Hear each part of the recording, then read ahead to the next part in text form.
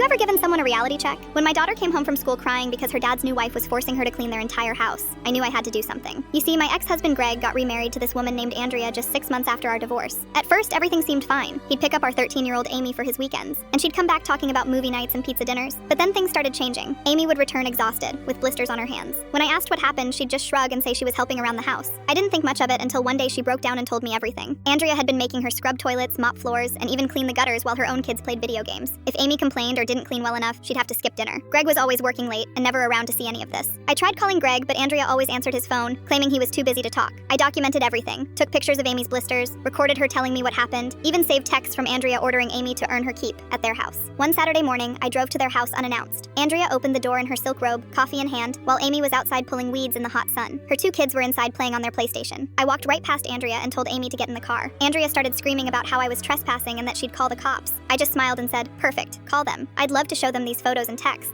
She turned pale. I continued, "And while they're here, maybe we can discuss how making a minor do dangerous work like cleaning gutters is child endangerment, or how denying her food is abuse." That's when Greg finally came home. He looked confused seeing me there, so I showed him everything. The pictures, the texts, Amy's blistered hands. His face dropped when he saw Andrea's messages calling our daughter lazy and worthless. Andrea tried playing victim, saying Amy was lying and I was trying to ruin their marriage. But then her own daughter spoke up from the doorway. "Mom, why are you lying? You make Amy clean everything while we watch TV." Greg lost it. He started shouting about how Andrea had told him Amy wanted to help around the house, how she said Amy was bonding with her through housework. He hadn't known about the missed meals or the dangerous chores. I took Amy home that day, and Greg followed us. He spent hours apologizing to her, crying when he saw the calluses on her hands. 2 days later, he filed for divorce from Andrea. But here's the best part. Andrea tried moving in with her sister, but her sister had seen my Facebook post about everything she'd done to Amy. Word spread through their entire family. Now she's living in a tiny apartment, and her own kids chose to live with their dad instead of her. Greg still has his weekends with Amy, but now they actually spend time together. And the only thing Amy has to earn is extra allowance money, just like every other kid her age.